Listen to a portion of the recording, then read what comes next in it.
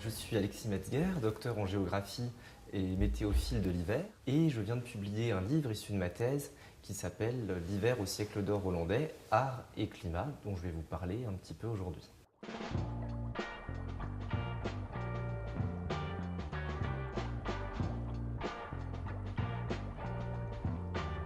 Les météophiles, ce sont des personnes passionnées de météo qui ont noté le temps qu'il fait dans l'histoire, dans des lettres, dans des carnets, et aujourd'hui encore, il y a tout un tas de personnes qui sont passionnées par le temps qu'il fait.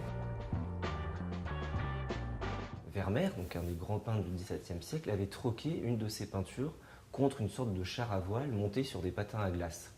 Donc ça m'a un peu surpris. J'ai regardé les peintures qui existaient et je me suis rendu compte qu'il y avait une grande production picturale hivernale et qu'il était possible de les croiser avec des données climatiques de l'hiver au XVIIe siècle.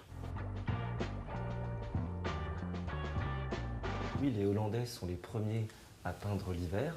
En 1608, c'est un hiver très rude, peut-être le plus rude du XVIIe siècle, et un artiste, Avercamp, se met à représenter l'hiver comme on ne l'avait jamais vu en histoire de l'art, si ce n'est avec Bruegel l'Ancien, à la fin du XVIe siècle. On a un très grand nombre de peintures dans des musées, dans des collections privées également, qui montrent l'hiver, comment il est vécu, comment les Hollandais se sont appropriés cet hiver. Il y a vraiment une unité artistique autour de ce thème de l'hiver propre à la Hollande à cette période-là. Un regard qui permet de mieux analyser comment les artistes ont représenté le temps qu'il faisait, les nuages, la neige, la glace en hiver justement, et voir si ces représentations collaient avec la réalité de ce qu'on sait du temps qu'il faisait à l'époque, justement légué par les météophiles.